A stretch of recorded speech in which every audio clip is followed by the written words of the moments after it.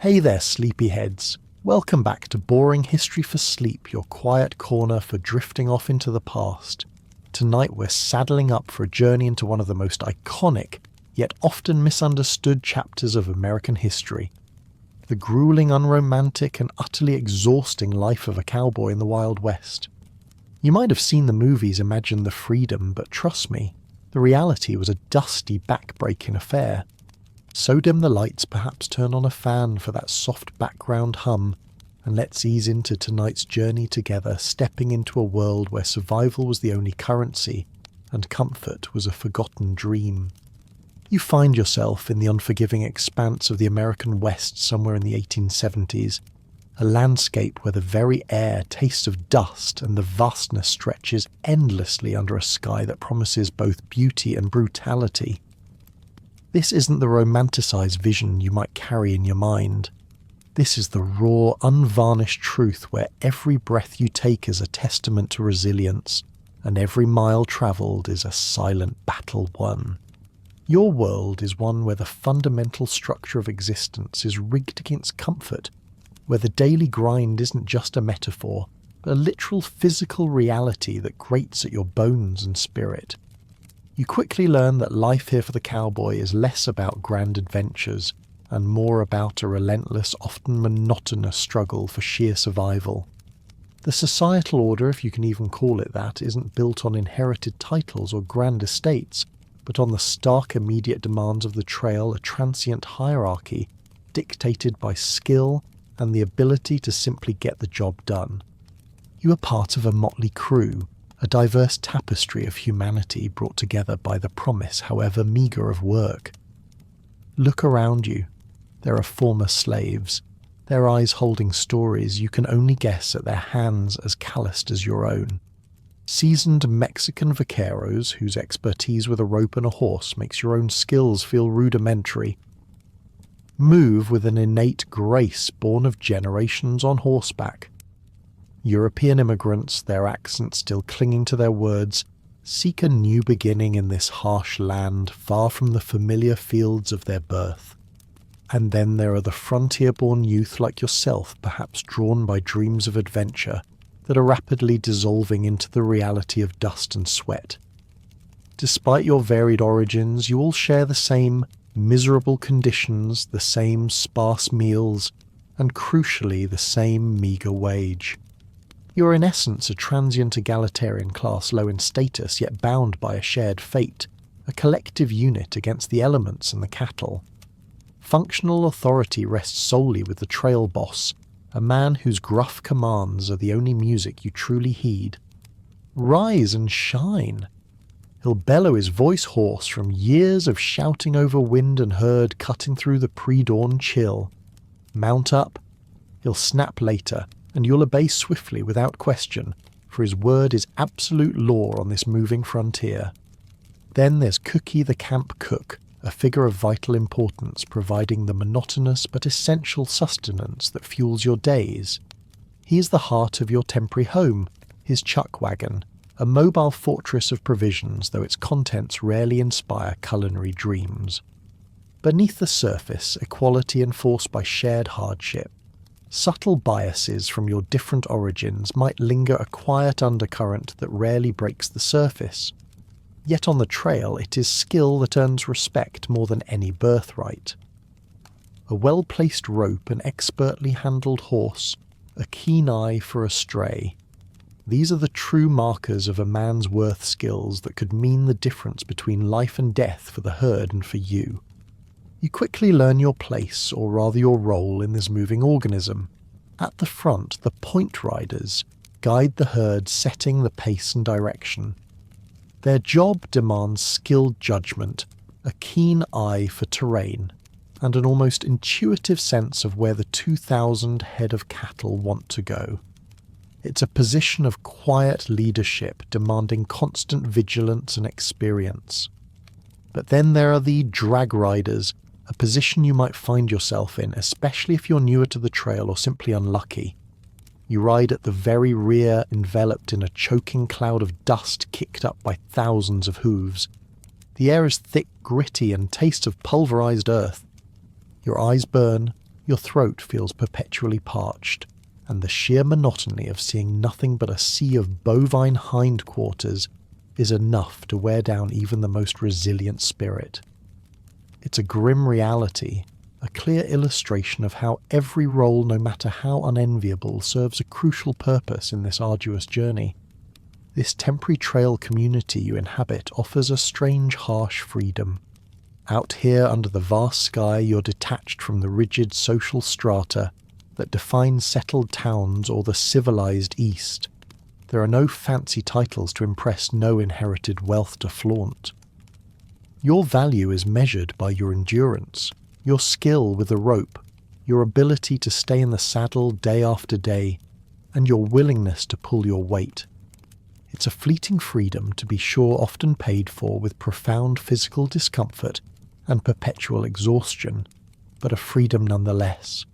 The shared misery, the constant grind against the elements, and the collective struggle forge a camaraderie that is deeper than words. You might not always like the man riding next to you, but you rely on him and he on you. This unspoken bond, born in the crucible of hardship, underscores the pervasive sucked aspect of your social existence. It's a communal suffering, a testament to the unromantic truth of cowboy life. As the sun climbs higher, painting the endless prairie in shades of gold and amber, your mind shifts to the core economic reality that drives this entire enterprise. The cattle drive isn't just a picturesque journey.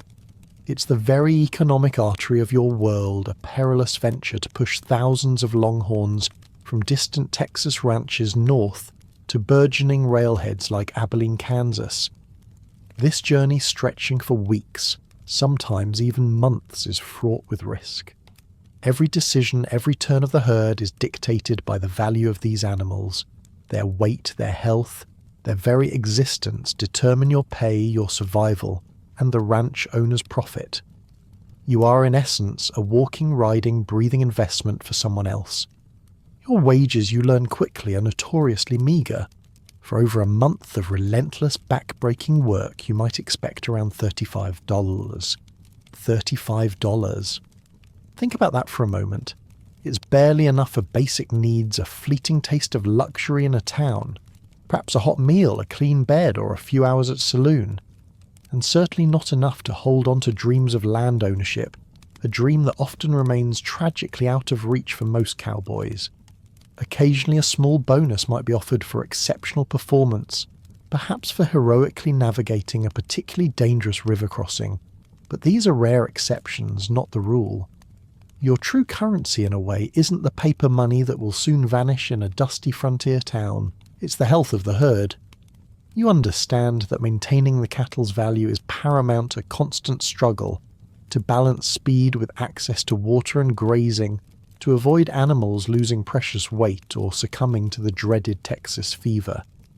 The ingenious chuck wagon, a creation of the late 1860s, is a logistical marvel, a mobile fortress of provisions that revolutionized life on the trail. It's your kitchen, your pantry, sometimes even your emergency medical station, all rolled into one sturdy wheeled contraption. Its presence means you're not entirely reliant on foraging, but don't mistake it for abundance. Its contents still speak volumes about scarcity and limited options. It's hearty, it's functional, but it's rarely varied. Every day brings a desperate struggle for essential resources. You need adequate water, not just for yourself, but for 2,000 thirsty cattle. You need sufficient grass enough to sustain a massive herd that seems perpetually hungry. And you need suitable bed grounds. Safe open spaces where the cattle can rest without spooking, without wandering off, without becoming prey. This is a demanding, often frustrating daily calculus that consumes your thoughts and directs your movements.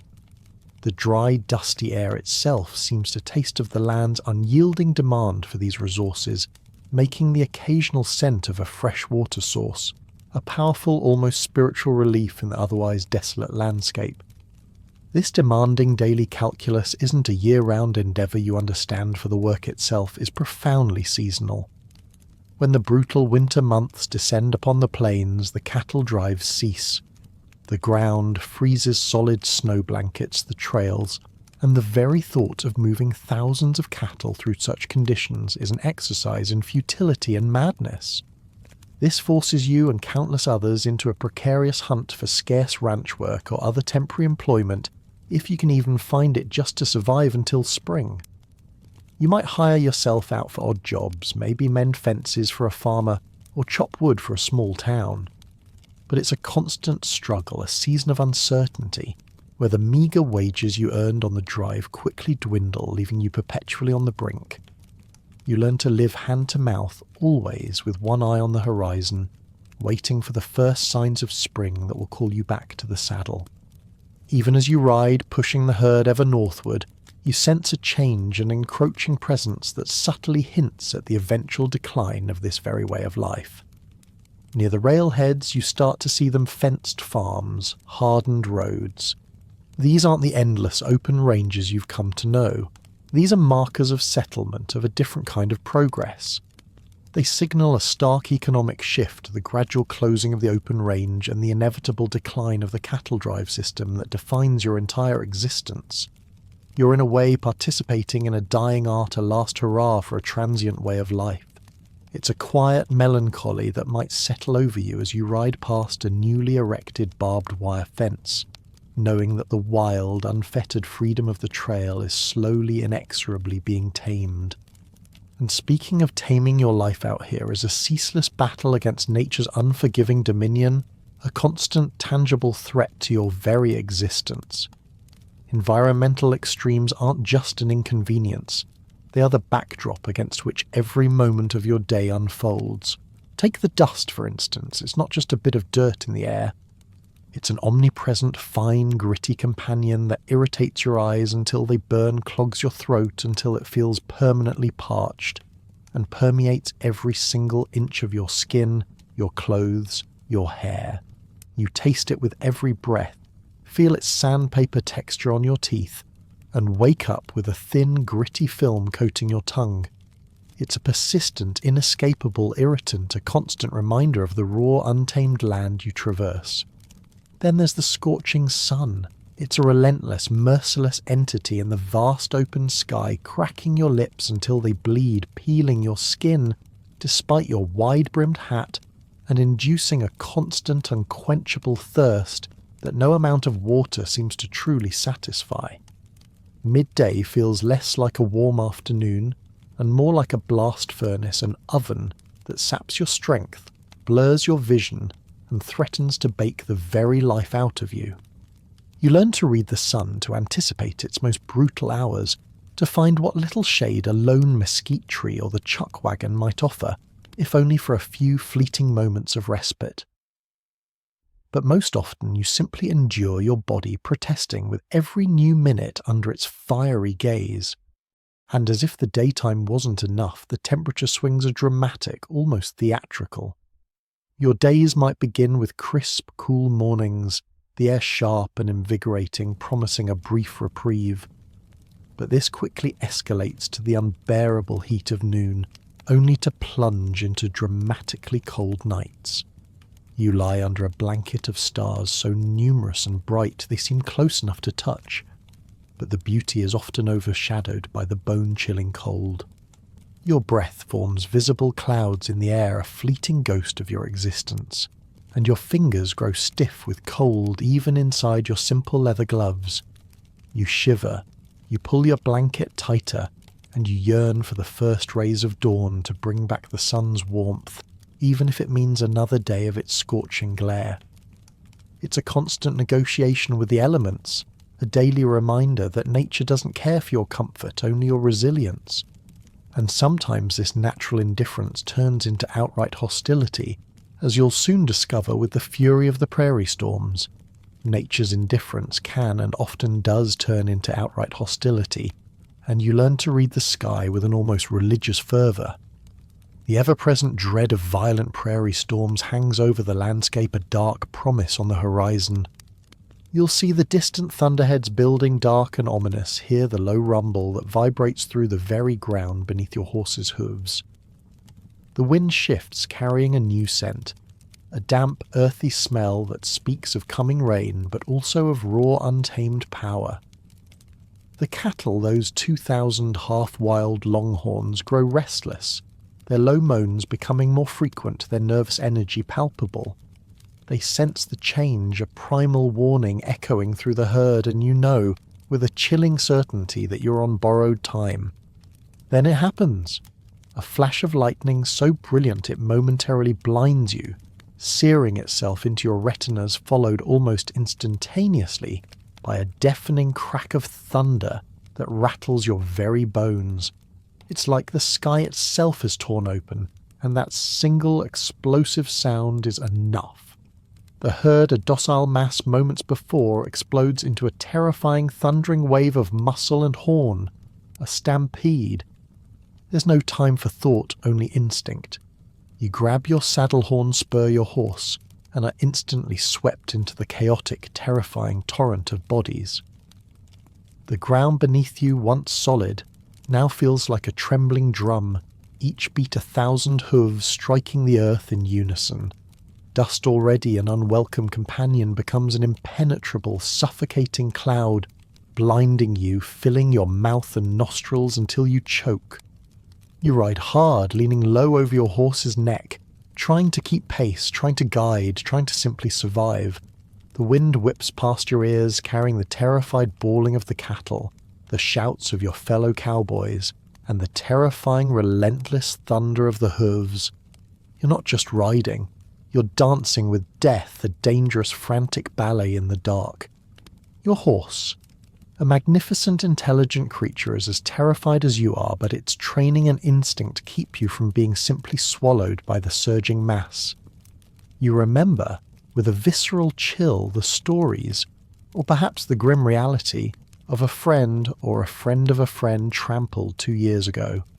One wrong move, one stumble, one moment of lost control, and you too could be just another nameless casualty, a broken body crushed beneath the unstoppable force of thousands of pounds of panicked cattle. You push the thought away, focusing on the immediate desperate task, trying to mill the herd, to slowly turn the leaders into a circle to exhaust their panic until they finally begin to calm. It's hours of this long, terrifying hours in the darkness, the rain now lashing down, turning the dust to mud, chilling you to the bone. When the herd finally mercifully begins to slow to mill, to gradually come to a restless halt, you are utterly spent. Your muscles scream in protest, your lungs burn, and every inch of your body aches. The adrenaline slowly recedes, leaving behind a profound exhaustion and a lingering terror that will haunt your dreams for nights to come. But there's no time for rest. You have to account for the cattle search for strays, and with a heavy heart sometimes search for missing men. This is the grim reality of a prairie storm, a stark reminder that even in the vastness of the West, you are merely a small, vulnerable speck against nature's power. And if the land itself wasn't enough, the very waterways you must cross present another layer of profound peril. Even after the terror of a stampede has receded, the trail offers no true respite from danger. You soon learn that river crossings stand out as perhaps the most perilous operations of the entire drive, combining the raw power of nature with the unpredictable fear of thousands of animals. You approach the river, perhaps the Red River or the Arkansas, its banks often muddy and slick the water, a murky, fast-flowing torrent that seems to churn with its own hidden dangers. It's not just a body of water, it's a living, breathing obstacle, a liquid trap that demands every ounce of your courage and skill. The air grows tense as the herd nears the bank, their low moans now tinged with a nervous energy, their instincts warning them of the unfamiliar flowing barrier. Your trail boss, his face grim, and set barks out orders assigning the most experienced hands to critical points. Some will plunge into the water first, leading the way, calling out to calm the hesitant cattle. Others will flank the herd, pushing the reluctant animals into the current, while some, like yourself, might find themselves trying to keep the struggling mass together from behind. The first few cattle might enter gingerly, testing the depths, but soon the pressure from behind builds and the herd surges into the churning water. The scene quickly devolves into a terrifying chaos, deep, murky water that hides unseen snags and treacherous currents combined with thousands of terrified, struggling animals. You're in the saddle, your horse swimming, its powerful legs battling the current, its eyes wide with effort. The water is frigid, seeping into your clothes, chilling you to the bone. The cattle, once a unified mass, now become a churning, flailing beast of their own. They might turn back, swim in circles, or worse, pile up against each other, creating a terrifying bottleneck that could drown dozens. You hear their panicked bellows, see their wide rolling eyes, and feel the terrifying surge of their bodies brushing against your horse, threatening to drag you under. It's a constant battle to keep your horse upright, to avoid being unseated, to prevent a panicked steer from goring your mount or yourself. Frequently, the river claims its victims, a cowboy swept away by the current caught in the undertow, or a steer simply too weak or too panicked to make it to the other side. The images of these struggles, the desperate flailing, the chilling silence as a life is lost to the river are burned into your memory, serving as grim reminders of the trail's relentless toll. You might lose cattle, a significant economic blow, but worse, you might lose a fellow rider, a comrade with whom you've shared beans and bacon and countless miles of dusty trail. And it's not just the rivers. The very terrain itself seems designed to challenge and test your limits. Treacherous ravines suddenly appear, deep cuts in the prairie floor that must be navigated with extreme care lest a horse stumble or a steer lose its footing. Uneven ground, hidden rocks and unexpected dips pose constant risks of falls and bottlenecks, especially when moving a large herd. You learn to read the land, to anticipate the dangers, to guide your horse, with an almost psychic connection, knowing that a single misstep could mean a broken leg for your mount, or worse, for you. Every day is a silent negotiation with the earth, a constant vigilance against its hidden traps and open challenges. Beyond the immediate dramatic dangers, the environment is also alive with more subtle yet equally pervasive threats. From scorpions and spiders, whose unwelcome presence in your boots becomes a necessary daily ritual, you learn to shake them vigorously before putting them on a simple act that could prevent a painful, even dangerous bite to the distant yips of coyotes, their haunting calls echoing under the vast night sky, a constant reminder of the wild world around you.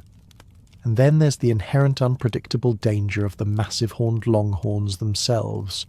They are half wild, creatures of instinct, and a sudden spook, a misinterpreted movement, or simply bad luck can turn a seemingly docile animal into a charging lethal force. The environment is alive with 1,000 tiny threats, and a few large overt ones, all conspiring to make your life a constant negotiation with potential harm. Beyond the immediate physical dangers posed by the elements and the animals, you face systemic threats that can decimate the herd and undermine the entire drive. Water shortages, for instance, are a constant gnawing worry. You might ride for days under a relentless sun, the land parched and cracked, your own throat burning, while thousands of cattle bellow in thirst. Finding adequate water isn't just a matter of convenience, it's a matter of survival for the herd and thus for your livelihood. A dry well, a poisoned creek, or simply a prolonged drought can mean the loss of dozens, even hundreds of animals, their value evaporating under the unforgiving sky. And when the water runs out, so too does the grass. Dwindling pastures mean hungry cattle, losing weight, becoming weaker and less valuable. It's a delicate balance, a constant race against time and nature's fickle generosity. And then there's the dreaded Texas fever. You hear whispers of it, grim stories of entire herds decimated, leaving behind a trail of bloated carcasses and shattered fortunes. It's a tick-borne disease, though you wouldn't know the scientific explanation. All you know is its devastating effect, a fever that sweeps through the cattle, leaving them weak, disoriented, and often dead within days. There are no vaccines, no easy cures, no veterinarians riding alongside to offer relief. If it strikes, it's a wave of silent, invisible death, and all you can do is watch helpless as the herd diminishes. These systemic threats, all without any formal relief efforts or safety nets, leave you and your fellow cowboys utterly reliant on your wits, your knowledge of the land, and a healthy dose of sheer luck. There's no government aid, no insurance, no one to bail you out if nature decides to turn its full wrath upon your outfit. You're on your own, a stark, unyielding truth that defines much of your existence. The visceral fear of being caught in their path during a stampede, that primal terror as you ride alongside a surging wave of panicked muscle and horn, is a feeling that permeates your subconscious. Even when you're not riding in fear, your eyes burn with the persistent grit of dust, a constant low-grade irritation that makes the world seem perpetually hazy. And the bone-chilling cold of night watches when the temperature plummets and your breath freezes in the air forces you to huddle deeper into your inadequate blankets, your fingers stiffening around your reins. These aren't just minor discomforts. They are profound physical and psychological sufferings inherent in facing nature's wrath, etching themselves into your very being. Every ache, every shiver, every burning sensation is a testament to the relentless ordeal that is cowboy life. Within this vast and often unforgiving backdrop of environmental extremes and economic precarity, the daily existence of the cowboy narrows. It becomes a relentless, sensory-rich cycle of discomfort, physical labour, and a constant negotiation with your personal limits. You learn to ignore the constant ache in your back, the perpetual thirst, the gritty taste in your mouth, for these are simply the background noise of your life. Your world shrinks to the immediate, the tangible suffering of the body and mind, a monotonous grind of dirt, discomfort and ceaseless effort. It truly illuminates why their existence often sucked, shattering any romantic illusions you might have held. You're a cog in a vast moving machine, your body and spirit constantly pushed to their breaking point. As night falls, bringing with it a temporary lull in the drive, you become intimately familiar with the primitive living conditions that define your rest. Comfort is a foreign concept here, a word you vaguely remember from another life. Nights are universally spent on a simple, scratchy wool blanket, unyielding and rough against your skin spread across the hard-packed earth. You use your saddle as a makeshift pillow, its leather often stiff and cold, offering a little cushioning for your aching neck. Sleep when it comes is restless, shallow, and often interrupted, leading to chronic backaches and a pervasive sense of fatigue that you carry with you from one dawn to the next. The oilcloth, which protects your bedroll from dew and occasional rain, is stiff and cold to the touch, crackling as you shift, a subtle reminder of the harsh ground beneath you. It is a far cry from any bed you might have known, and certainly no place for restful dreams. Your bedroll, humble as it is, represents your only truly personal space, your one piece of portable comfort in a relentlessly nomadic existence. Each morning it's rolled up with practiced efficiency, a tight bundle secured by leather straps, then tossed onto the chuck wagon. Each evening it's unrolled again at a new location, under a different stretch of sky. Camps are erected and dismantled daily, a constant cycle of temporary settlement. There are no permanent structures, no true refuge beyond the immediate vicinity of the chuck wagon, which, while a marvel of logistics, offers little in the way of personal shelter. The vast open sky, however beautiful with its canopy of stars, is your only ceiling, offering no protection from the biting winds or sudden downpours. You are utterly exposed, a tiny, vulnerable figure in the colossal landscape, dependent on the flimsy comfort of your blanket and the distant warmth of the campfire. Your gear, worn and weathered, is more than just clothing.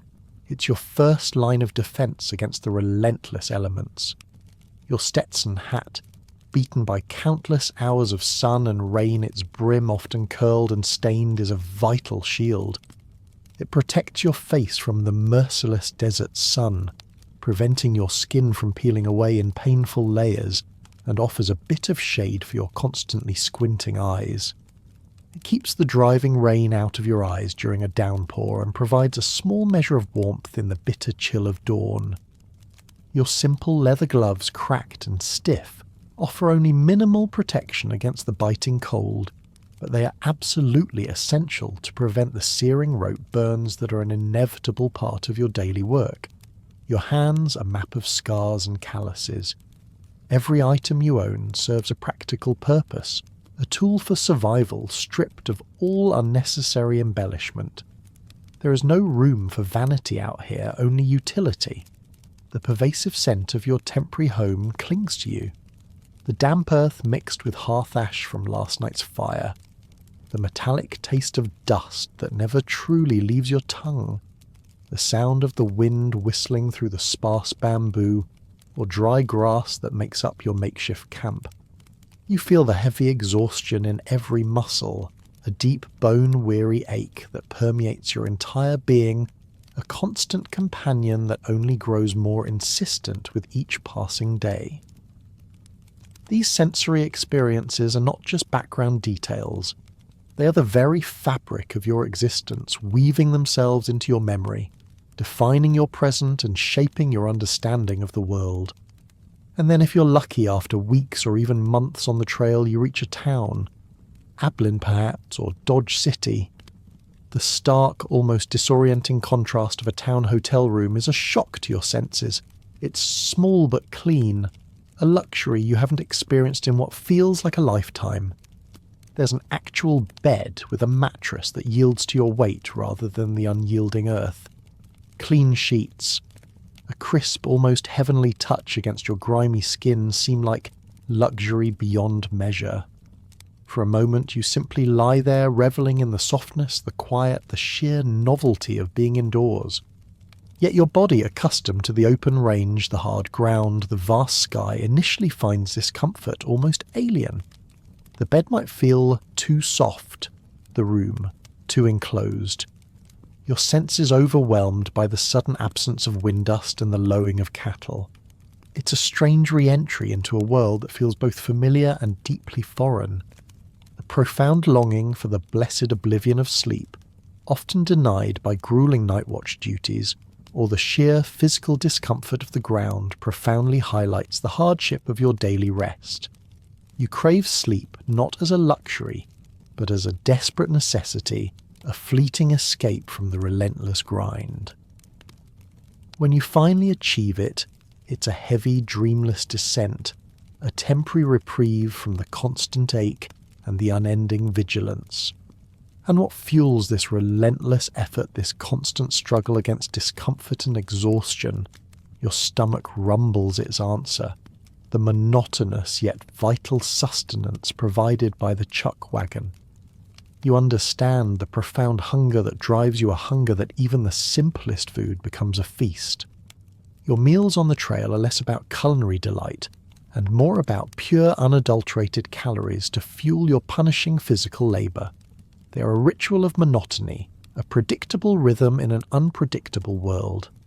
Typically you'll find yourself eating beans and bacon, served piping hot from metal plates and tin cups. There's rarely a complaint for gratitude overrides any desire for variety. Hot food is hot food, and after a long cold morning in the saddle, its warmth is a blessing. The beans are hearty, often cooked with salt pork, providing protein and sustenance. The bacon, usually thick-cut and greasy, offers much-needed fat and salt, crucial for energy in your strenuous life. You eat quickly, almost instinctively, shoveling the food down before it cools too much, keenly aware that you need every bite to keep going. But the true lifeline of the cowboy is coffee. Thick, bitter, and strong enough to stand a spoon in, it's a crucial morning ritual, a potent elixir that pulls you half asleep into consciousness. The rich aroma of coffee brewing over the campfire, mingling with the scent of wood smoke and damp earth, is often the first thing that stirs you awake. Its hot liquid burns pleasantly, through the ever-present trail dust in your throat, a vital stimulant that sharpens your senses, chases away the lingering chill of the night, and prepares you for the long, demanding day ahead. Without Cookie's strong coffee, you suspect half the outfit wouldn't make it through the first hour of daylight. It's more than just a drink.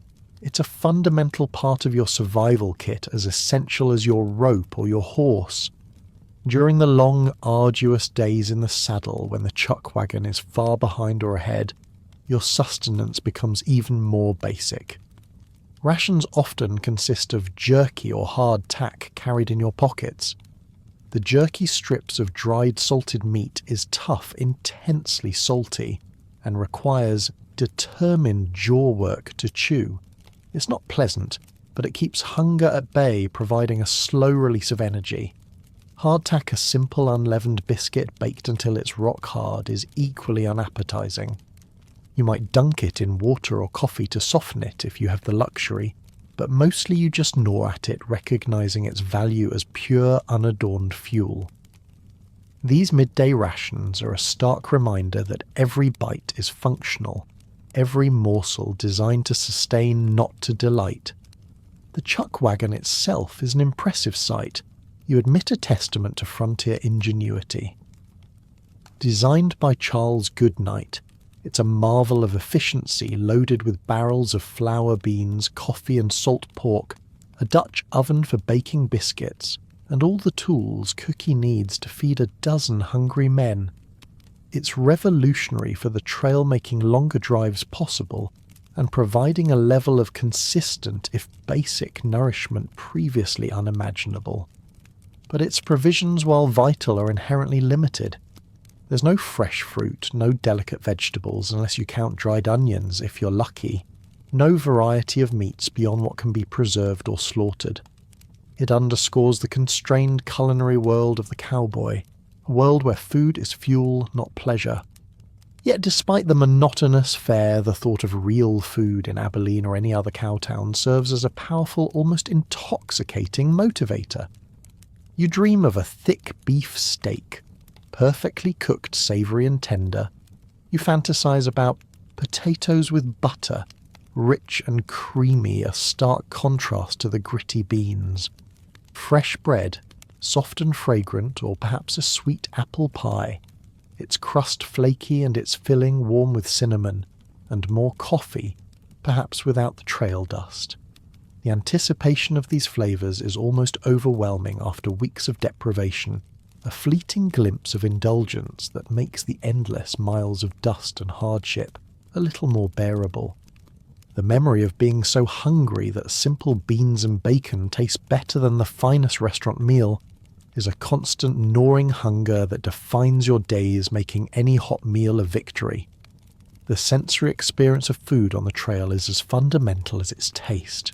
You wake to the ubiquitous smell of frying bacon and boiling coffee, a comforting, familiar scent that cuts through the cold dawn air and stirs you to life.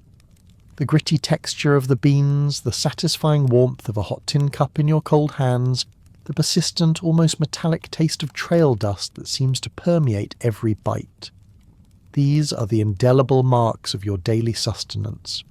Food is not merely consumed. It is experienced, savoured, in its simplest form, a direct connection to the hard reality of your existence. The satisfaction isn't in gourmet flavours, but in the profound comfort of warmth and the dulling of persistent hunger. And speaking of constant companions, there's the perpetual grime. Daily life on the trail is defined by grit and oil built up over days without washing. You feel the layers of dirt clinging to your skin, the rough texture of dust ingrained in your clothes. There's a trail dust that seems permanently lodged in your throat, a dry, scratchy sensation that never fully dissipates. A fine layer of grit that works its way into every crease and fold of your body becomes your second skin, an inescapable testament to your nomadic outdoor life. You wake up with it, you ride with it, and you sleep with it. It's a constant low-grade irritation that contributes significantly to the overall sucked feeling of cowboy life. Your only real defense against this pervasive grime is rudimentary and often futile. The bandana tied loosely around your neck quickly becomes an essential tool pulled up over your nose and mouth to filter out the worst of the dust during a particularly windy day or when riding drag. but it's a temporary, inadequate measure offering only a brief reprieve from the relentless onslaught. Soon enough, the bandana itself is caked with dust and sweat, becoming just another layer of the trail's filth. You might occasionally splash water on your face from your canteen, if you can spare a bit of fleeting, almost luxurious relief, but a full wash is practically impossible on the trail. Water is far too precious, reserved primarily for drinking for your horse and for the cattle. Personal hygiene, as you understand it in your modern context, is simply not a priority nor a practical option. The physical markers of this hardship are etched onto your very being. Your hands, the tools of your trade, are inevitably calloused and cracked from rope burns, weather, and endless work. They are rough-scarred and often painful visible testimonials to the brutal physical demands you endure daily. These are not the soft hands of a gentleman. They are the working hands of a cowboy, a map of your journey and your struggles. They tell a story without words, a testament to the thousands of miles, the hundreds of ropes thrown, the endless hours spent wrestling with nature and animals. The sensory details of this unhygienic existence are vivid and inescapable. You carry with you the pervasive scent of sweat cattle and campfire smoke clinging to your clothes, a distinct aroma that identifies you as a man of the trail. Your eyes are perpetually red and irritated from the dust and sun, often bloodshot, a constant source of discomfort. And the general feeling of being perpetually dirty and grimy, the fine layer of grit that never truly leaves you, becomes a part of your identity. It's a constant low-level assault on your senses, a reminder that you're living a life far removed from the comforts of civilization. But then you finally reach town. The town's bathhouse offers a longed-for luxury, a true oasis after weeks or months of filth. The promise of hot water, soap and privacy is almost too good to be true. You step into a wooden tub and feel the layers of dirt and trail grime dissolve away, releasing weeks of accumulated dust and sweat. The sensation of the hot water on your skin, the lather of the soap, the sheer cleanliness, is a profound and almost overwhelming relief. You scrub vigorously, watching the water turn murky with the evidence of your recent past. After the bath, perhaps a visit to the barber shop, where a sharp razor cleans away the stubble and a comb smooths your hair. You emerge considerably more civilized, a new man, if only for a few fleeting days.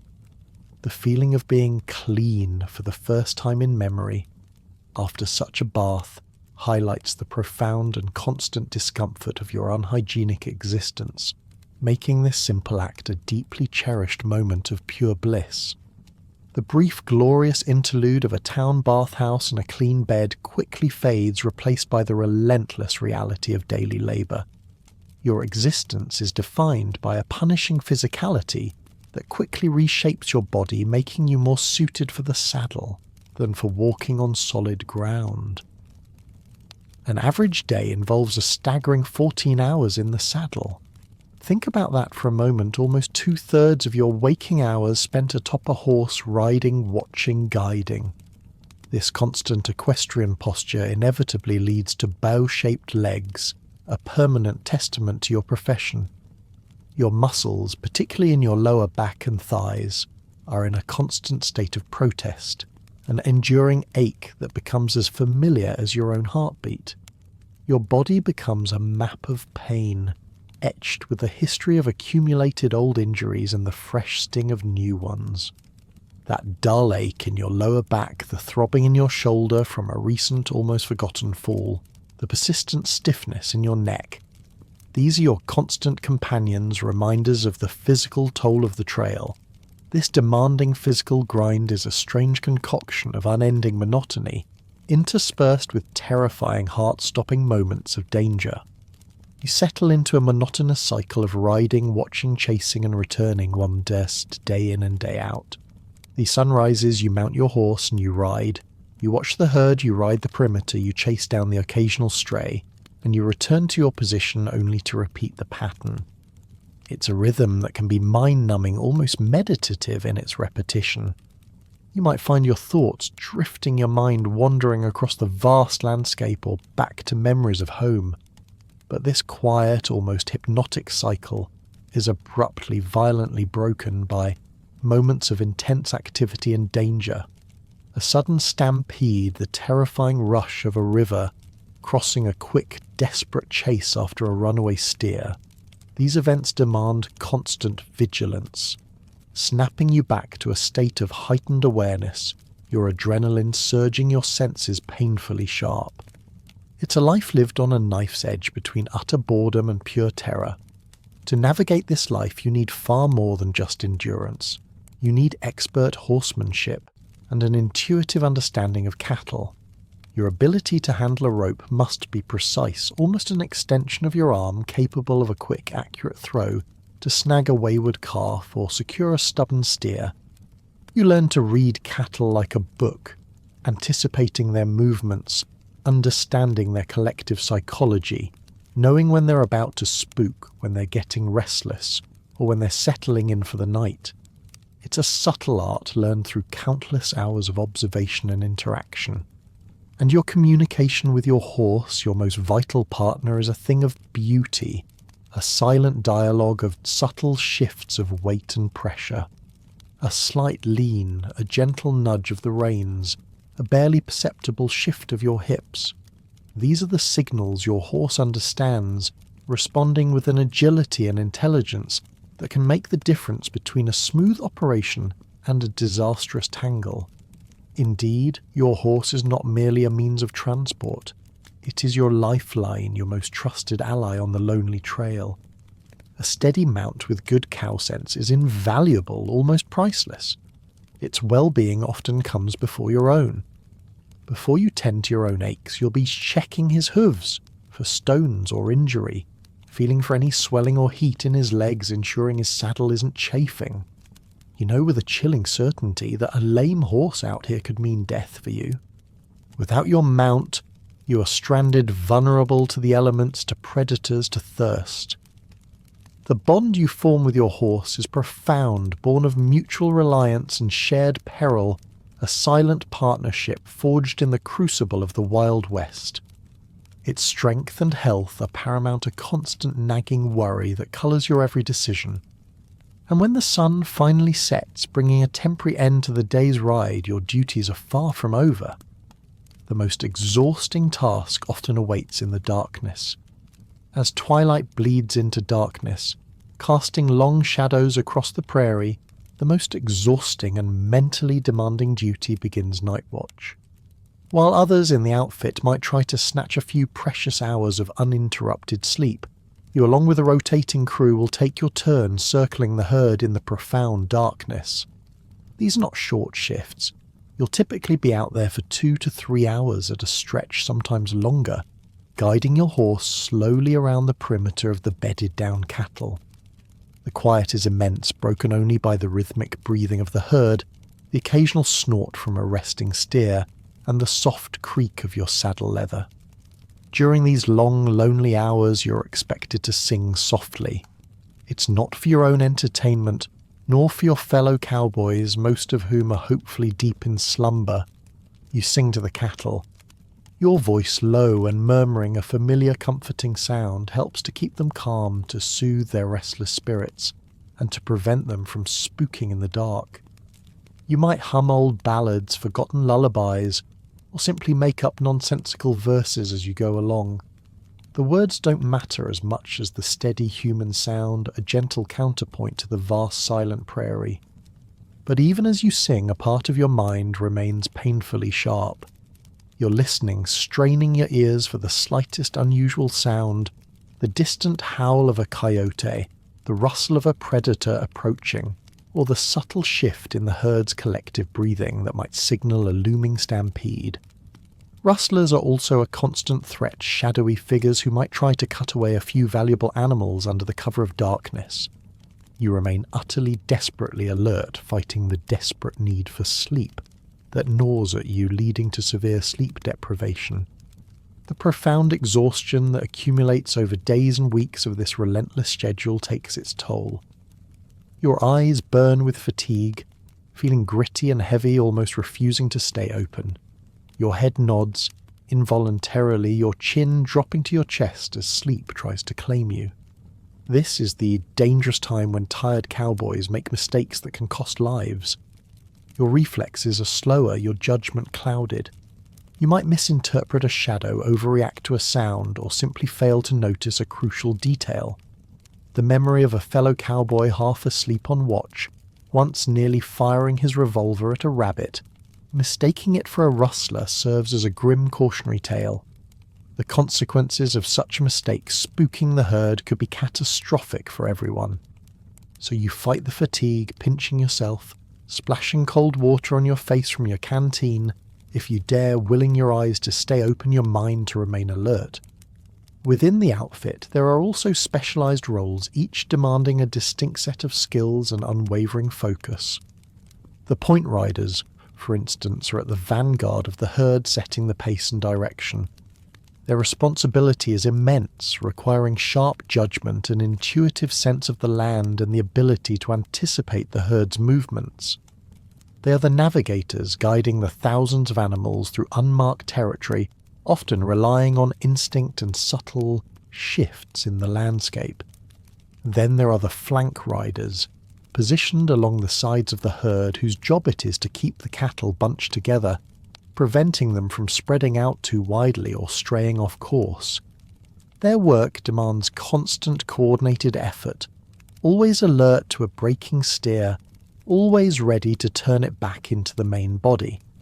For all these roles, the essence of the job is long stretches of monotony, broken by moments of intense activity and danger, a perpetual cycle of calm and chaos that requires constant physical and mental readiness. The relentless aches in your body, the perpetual hunger that seems to gnaw at your insides, and the desperate need for sleep epitomize the profound physical suffering and endurance required daily. These aren't just passing discomforts, they are fundamental defining aspects of your existence. You live with them, you ride with them, and you learn to push through them. It's a testament to the sheer human capacity for resilience, a quiet battle fought within your own mind and body every single day. You might complain quietly to yourself or share a grim joke with a fellow rider, but mostly you just endure. This is the life you've chosen, or perhaps the life that has chosen you, a path forged in dust, sweat, and endless miles under the wide, indifferent sky. Your journey to this life, like many of your comrades, wasn't a matter of casual choice, but often a stark necessity, or a yearning for something beyond the familiar. You perhaps were a farm boy from Missouri with dreams of adventure, a mere 17 years old, barely out of your childhood when you first set foot on this path. The promise of the open range, the lure of freedom, and the desperate need to escape the constraints of farm life, the endless chores, the predictable rhythm, the feeling of being trapped, all conspired to draw you westward. You imagined heroic deeds, exciting encounters, a life of romance and freedom. The reality, as you've quickly discovered, is a far cry from those youthful fantasies. For many, education on the frontier was primarily vocational and practical, learned not in stuffy schoolhouses but directly on the range. You quickly realized that here, a man was judged by his skills and reliability rather than his origins, or book learning. Can you ride? Can you rope? Can you stay awake on night watch? These are the questions that matter, the true tests of character. The ability to read and write is a bonus, perhaps helpful for signing your pay stub or penning a letter home, but it won't keep you from being trampled by a stampede. What you learn here is practical, immediate, and often life-saving. It's an education forged in the harsh realities of the elements, the temperament of animals, and the quiet competence of your fellow men. Your outfit, and indeed the broader population of cowboys, is a diverse mix hailing from varied backgrounds, each bringing their own story to the trail. Some, like you, might be functionally literate, having had a few years of schooling. Others are former soldiers bearing the invisible scars of war, seeking a different kind of frontier. Still others might be tradesmen, their hands now more accustomed to reins than tools, forced by changing times to seek work in a new profession. And then there are those whispered about the fugitives from justice or troubled pasts, men seeking anonymity in the vastness of the West, where questions about one's origins are rarely asked and often best left unanswered. All of you converge on the trail, finding a raw, unrefined egalitarianism, where your past matters less than your present performance. The brutal work, the constant danger, the poor pay the mind-numbing boredom interspersed with moments of sheer terror, quickly shatters any romanticized notions you once held. The dreams of adventure rapidly give way to the reality of exhaustion, discomfort, and the grinding necessity of survival. But in their place, something new is forged within you, a quiet competence and adaptability that becomes crucial for survival. You learn to rely on your instincts, to react swiftly to make do with what little you have. You learn patience, resilience, and a deep unspoken understanding of the land and its creatures. This isn't the education you might have received in a school, but it's an education that transforms you, shaping your identity in ways you never anticipated. The world of the cattle drive as you experience it is overwhelmingly male. The focus on the all-male world inherently underscores the gender division of labour, with the trail being an undisputed male domain. Women, if encountered, are glimpsed in the towns at the end of the drive. Saloon girls, hotel owners, perhaps the wives of settlers, but they are not part of the trail itself. This absence highlights the harsh, often lonely nature of cowboy life, a world of men bound by shared hardship and camaraderie, yet far removed from the comforts and companionship of a settled domestic life. It reinforces the transient nature of your existence, a life lived largely in the company of other men under the vast indifferent sky. The rapid disillusionment from dreams of adventure to the reality of cowboy life that quickly proved far less romantic captures the harsh awakening to the truth of your chosen path, a path that demands every ounce of your physical and emotional strength.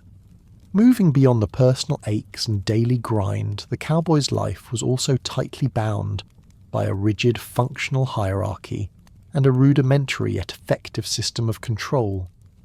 It was a world where the trail boss's word was law, and the spectre of death loomed as the ultimate enforcer, shaping every decision, every movement, and every interaction on the trail. You quickly learn that this isn't a democracy. It's a mobile military operation where clear lines of command are essential for survival and success. On the drive, the trail boss holds near absolute authority, a power you feel more than you see. His commands are not suggestions. They are directives issued with a rough voice from years of shouting over wind and cattle, a voice that seems to carry an innate authority forged by countless miles and countless crises. Whether it's roll out boys before dawn or a terse order to change direction mid-afternoon, his words dictate the entire outfit's schedule, pace, and all critical decisions. He decides where to cross a treacherous river, when to move out of a dwindling pasture, or which route to take through a challenging stretch of terrain. You might not always understand the reasoning behind his choices in the moment, but you quickly learn that questioning him is not an option. His experience, his judgment, and his ultimate responsibility for the herd's safe delivery are unquestionable. His decisions are driven by a cold, efficient logic, a relentless pragmatism over any personal favour or sentimentality. His primary goal is the safe and timely delivery of the herd to the railhead, and every action he takes, every command he issues serves this singular purpose. You might see this in small ways, such as when he grants a particular cowboy a night off watch. It's not because he likes the man more, but because that cowboy needs to be sharp tomorrow for a critical task, perhaps leading the point through a difficult pass or helping wrangle a particularly stubborn group of cattle across a muddy creek. This isn't about personal comfort. It's about optimizing resources, ensuring the outfit operates at peak efficiency, and minimizing risk.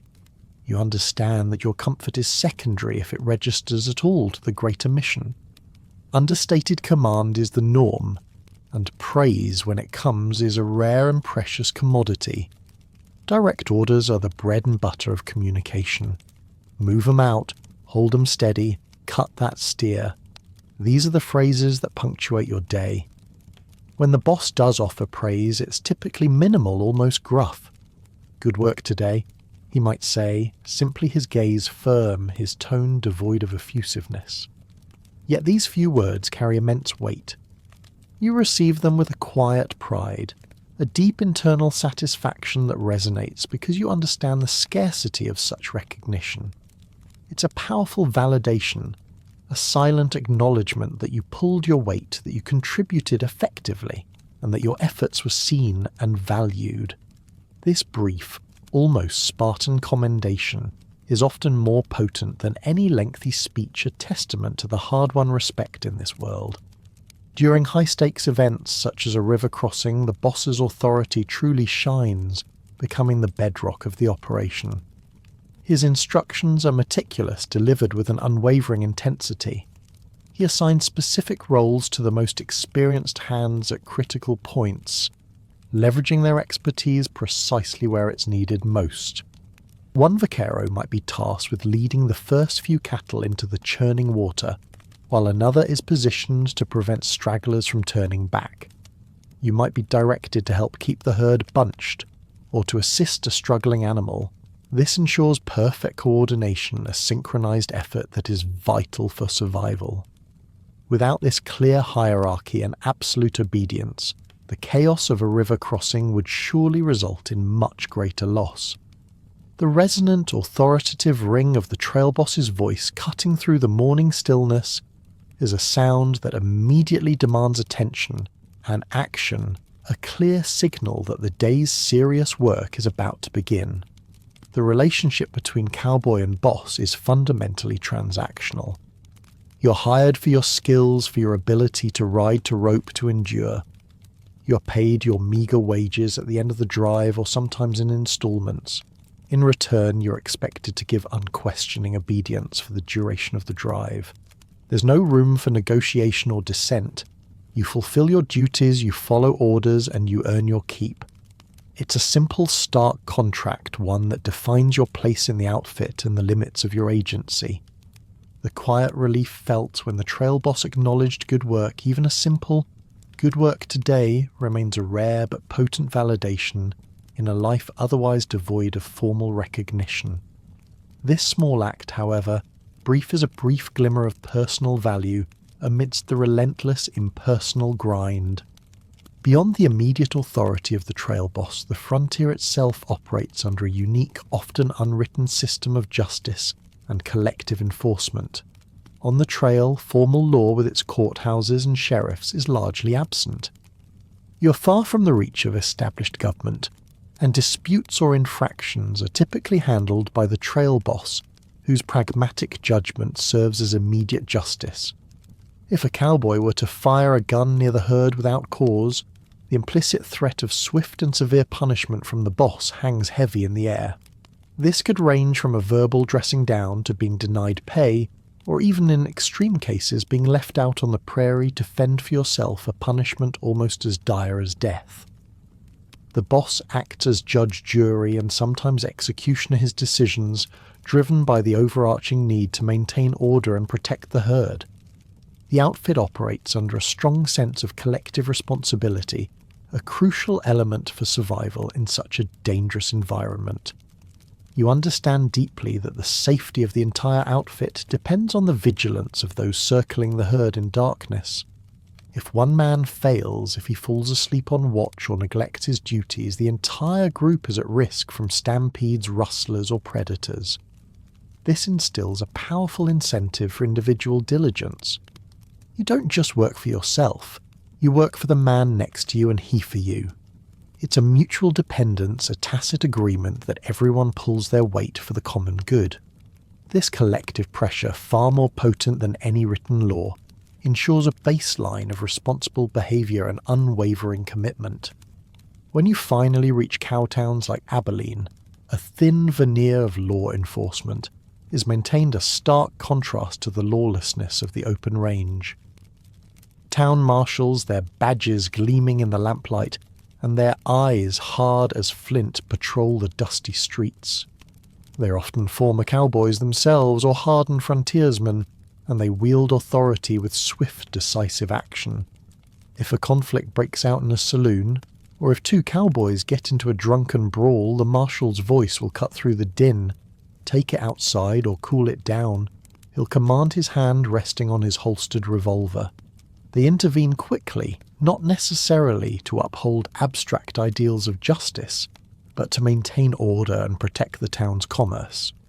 Frontier towns, after all, understood that unchecked violence was bad for business. A town perpetually plagued by shootouts and drunken brawls wouldn't attract cattle buyers, merchants, or even respectable citizens. Thus, the pragmatic enforcement of law prioritized commercial stability over a truly wild, free-for-all atmosphere. Troublemakers were swiftly dealt with, often escorted to jail for a night to cool off, or simply run out of town with a stern warning to never return. This wasn't about moral righteousness. It was about economic survival. The town marshals acted as guardians of the town's prosperity, ensuring that the railhead remained a viable, if sometimes raucous, destination for the cattle drives. Despite the boisterousness and occasional wildness of cowtowns, most cowboys adhered to an unspoken code of conduct. Revolvers were typically kept holstered, and serious disagreements were usually kept in check. While a fistfight might break out, a full-blown gunfight was rare, and often met with swift, brutal consequences from the law. Those who didn't respect this unwritten code, those who were too quick to draw or too eager for violence, rarely lasted long in the profession.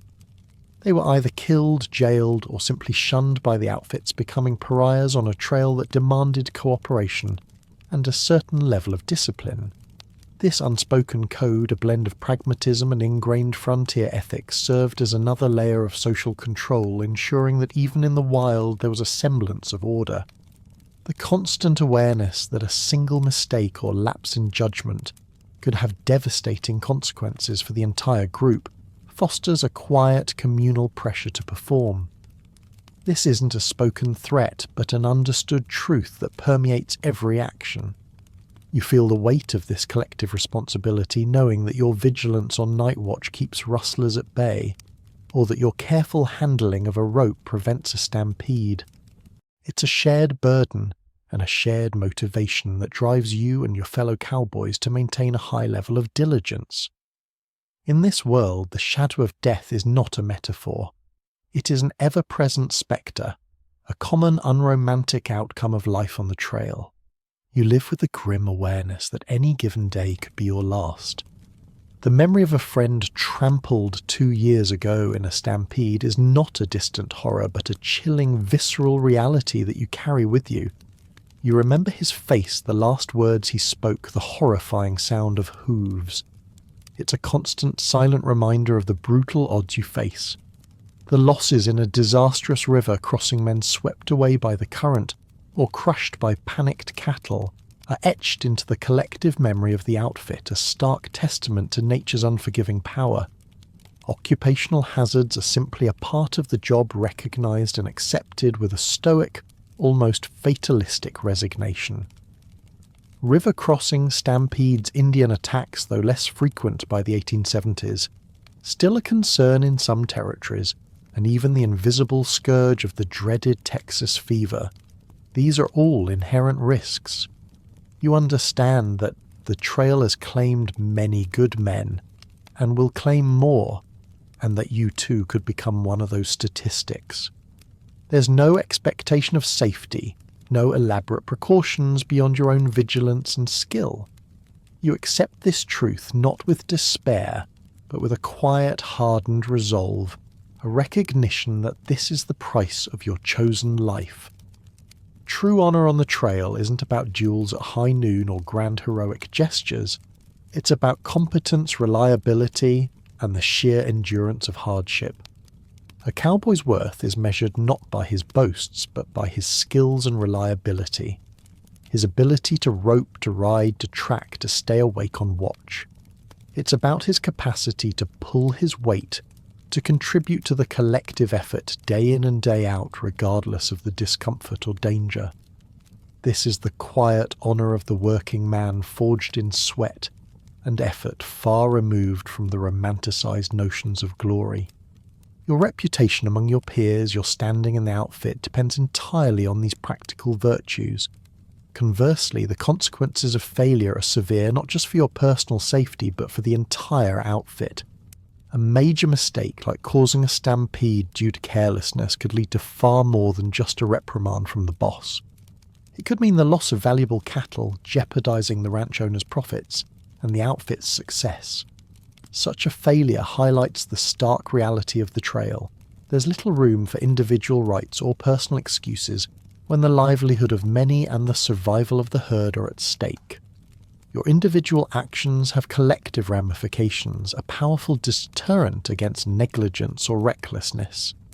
Your revolver, typically a Colt single-action army, isn't primarily for show or for engaging in romanticized gunfights. It's a practical necessity that might someday stand between you and death. You maintain it with reverent care, cleaning it meticulously, ensuring it's always loaded and ready. It's a tool for survival, for dispatching a rattlesnake, for defending the herd from predators, or in the direst circumstances for self-defense against human threats. It's not an adornment, it's a vital piece of equipment treated with the same respect as your saddle or your rope.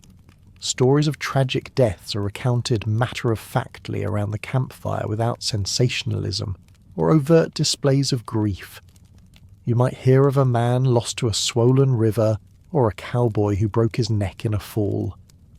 These narratives, delivered in a quiet, stoic tone, demonstrate a pragmatic, almost fatalistic acceptance of the trail's dangers. While the memories of specific comrades could still haunt your dreams, there's little time or space for prolonged mourning. Life on the trail demands a constant forward momentum, a focus on the living and the tasks at hand. Death is simply a part of the landscape, a stark reality that reinforces the preciousness of each new dawn. While the trail boss's authority is absolute and death a constant companion, there are of course deep-seated roots of suffering that permeate your existence as a cowboy. The brutal work, the ceaseless physical demands that grind at your body day after day, week after week, are relentless. Couple that with the constant danger, the ever-present threat of stampedes, river crossings, or the subtle menace of nature itself. Then there's the poor pay, the meagre wages that barely cover your basic needs and offer little hope for a future beyond the next drive. And finally, the mind-numbing boredom interspersed with moments of sheer terror. The endless monotonous hours in the saddle broken by terrifying heart-stopping bursts of chaos. These are the fundamental grievances, the pervasive discomforts that fuel a quiet, almost imperceptible discontent. However, this discontent rarely manifests as overt rebellion, unlike the violent uprisings of peasants in other historical contexts such as the Ikki of feudal Japan.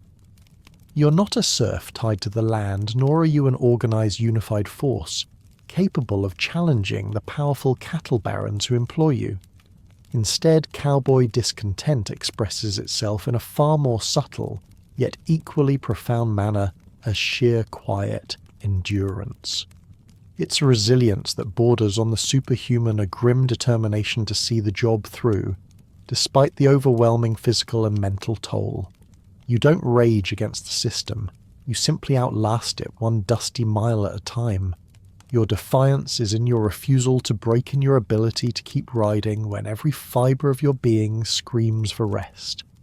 Overt grumbling is rare, almost unheard of. It serves no purpose, wastes precious energy, and can attract the unwelcome attention of the boss. Instead, subtle forms of dissent and camaraderie emerge, creating vital emotional outlets. Dark humour becomes a shared language, a way to diffuse tension and acknowledge the absurdities of your grim reality. Nights colder than a banker's heart. One of your companions might quip around the campfire, earning a quiet chuckle from the others. These unspoken understandings, these shared jokes and knowing glances forge powerful bonds of solidarity in your collective misery. They are a way of saying, without speaking the words aloud, I know, friend, I know it sucks, but we're in this together.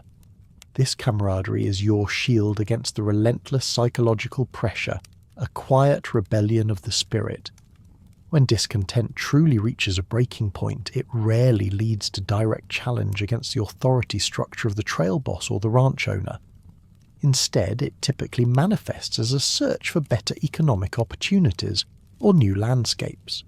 You might hear a man muse, might head west a bit, see what's hiring in Colorado or Montana, a quiet declaration of his intention to seek a fresh start, a different trail perhaps, with a different outfit under a different sky. It's a personal rather than collective form of rebellion, a vote with your feet, a rejection of the current circumstances by seeking greener or at least less dusty pastures. This nomadic impulse, this constant seeking of new horizons, is deeply ingrained a testament to the limited avenues for expressing dissatisfaction in your world. The emotional detail of this existence is palpable. There's a deep-seated weariness that makes every morning's waking a protest. Your body aches before you even stir, your mind resists the inevitable demands of the day. Every task, from saddling your horse to riding through a blinding dust storm, feels like an effort, a constant internal battle against your own protesting body and mind. You push through not with enthusiasm, but with a quiet, unyielding will, driven by the knowledge that the herd must move and you must move with it. This constant internal struggle is as much a part of your daily life as the dust and the sun, revealing the profound quiet heroism of sheer endurance. This persistent weariness also subtly reinforces the transient nature of your existence. You are constantly on the move, and when the current master no longer serves you, simply seek another, becoming in essence a masterless warrior of the plains. Indeed, you and many of your fellow cowboys are in essence masterless warriors, akin to the ronin of feudal Japan once a drive has ended. When the cattle are delivered, the accounts are settled, and the last handshake exchanged, you are free. Free to follow opportunity and inclination across the vast untamed frontier. You rarely stay in one place for long, and even more rarely with one outfit permanently. This transience isn't just a lifestyle, it's an economic reality and often a personal choice. You might work for one rancher for a season, then move on, drawn by rumours of better pay elsewhere, or simply the restless urge to see what lies beyond the next horizon. This continuous movement defines you, marking you as a man of the open range, beholden to no single master for long. This transient lifestyle, however, comes with its own set of burdens. Despite your meagre wages, persistent poverty is a constant companion. Town prices for a hot meal, a clean bath, or a new pair of boots are often exorbitant, quickly eroding what little you've earned. Savings are rare, and the dream of accumulating enough capital to buy your own land to settle down often remains just that, a dream. You are perpetually on the move, always seeking the next job, always trying to make ends meet. This rootlessness can verge on social ostracism. Without deep community ties, without a permanent address, you're always an outsider, a wanderer on the fringes of settled society. You exist in a liminal space between the wildness of the trail and the burgeoning civilization truly belonging to neither. The meagre wages and the profoundly seasonal nature of the work create systemic economic precarity. You're constantly making decisions about what comes next to survive the brutal winter months when drives cease. Do you try to find temporary ranch work, mending fences or breaking horses? Do you head to a frontier town hoping for odd jobs, or do you simply try to survive on what little you manage to save, knowing it won't last? This uncertainty is a heavy burden, a constant source of anxiety that underscores the harsh realities of your chosen path. Your life is a perpetual gamble against the elements and the economy, with little in the way of a safety net. Yet despite the undeniable hardships, the life you lead offers a profound freedom that can't be found in the increasingly crowded cities back east.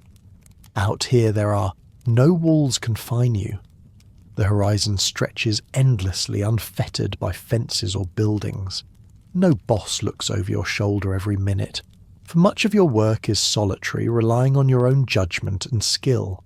You're accountable to the trail boss, yes, but the vastness of the land grants a sense of autonomy, a feeling that you are truly master of your own destiny, at least for the moment. This freedom, this expansive sense of independence, is a powerful draw, a counterpoint to the physical discomforts and economic uncertainty. It's a freedom that might seem chaotic to those in settled lives, but to you, it is essential. The cowboy life, you realize, holds a particular appeal for those unsuited to town life or conventional work. Perhaps you struggled with the rigidity of societal expectations, the demands of urban living, or simply found yourself restless within the confines of a farm. The trail offers a place where they can belong, where your eccentricities, your quiet nature, or your troubled past are largely overlooked, as long as they pull their weight. It's a meritocracy of performance where skill and reliability matter far more than social graces or polite conversation. This acceptance, this sense of finding your niche among other wanderers, is a powerful antidote to the loneliness and rootlessness, offering a unique form of community to those who often feel like outsiders. The conflicting emotions of enjoying the freedom and vastness of the open range are perpetually intertwined with a deep loneliness of life on the trail. You ride for hours in silence, the only company the creak of your saddle and the steady rhythm of your horse's hooves. The sheer scale of the landscape can be both exhilarating and isolating. This melancholic awareness of a transient existence, of never truly settling down, never building a lasting home or a permanent family, is a constant undertone to your days. You cherish the freedom, but you feel the ache of solitude, a quiet price paid for the unfettered life you lead. This paradox, the profound freedom coupled with profound loneliness, is perhaps the most defining characteristic of the cowboy's internal world. Within this structured world of command and survival, where human response to power and conflict fundamentally shape their existence, the non-material aspects of cowboy life, their communication, cultural practices, relationships, and sense of identity formed a crucial, often subtle social fabric that helped them navigate the harsh realities. This unique social tapestry was woven with unspoken rules, deep-seated camaraderie, and a profound yet often unarticulated connection to the land, all serving as vital counterpoints to the relentless hardship and helping to define the very essence of why, even when it sucked, there was a certain allure to the life. Subtle communication is the lifeblood of the trail, a necessity born of environment and exhaustion. Verbal exchanges are sparse, almost minimalist. You exchange tired nods, in the pre-dawn dark, a wordless acknowledgement that another grueling day has begun. Conversations are brief, direct exchanges driven solely by the practical needs of the moment. Water up ahead. Someone might grunt or steer's got a lame leg. There's little room for pleasantries or small talk. Your energy is precious, not to be squandered on idle chatter.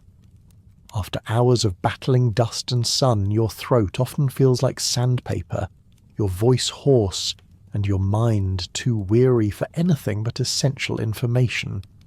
The silence itself becomes a kind of communication, a shared understanding that words are often unnecessary. Yet out of this verbal scarcity, a mastery of non-verbal cues arises, essential for coordinating the movements of a massive herd and for avoiding danger. A wave of a hat, a subtle shift in your horse's posture, a shared glance with a fellow rider across a vast stretch of prairie. These convey complex instructions or warnings with remarkable efficiency.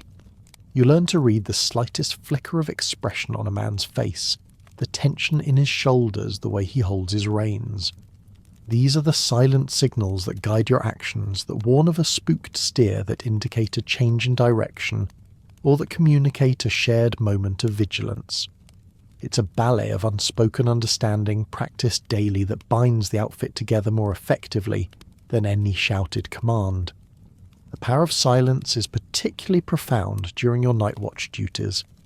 As you circle the bedded down herd under a vast star-strewn sky, The quiet is immense, broken only by the low sounds of the resting cattle and the creak of your saddle. This isn't just an absence of noise, it's a period of unspoken understanding. You sing softly to the cattle your voice, a low calming murmur preventing them from stirring. But for yourself it's a meditative quietude, a time for internal reflection, for wrestling with your thoughts and anxieties. In this solitude, a form of unspoken communion can take hold, a deep connection to the vastness of the land and the elemental rhythms of nature. This quiet introspection, though born of necessity, becomes a vital part of your psychological survival. Even in this world of stoic silence, a particular kind of interaction, like a banter, emerges as a crucial emotional safety valve. While direct emotional expression is rare and often discouraged, good-natured scoffing and teasing serve as vital outlets. You might hear a quick, dry joke about the quality of Cookie's biscuits, or a playful jab at a companion's misstep with a rope.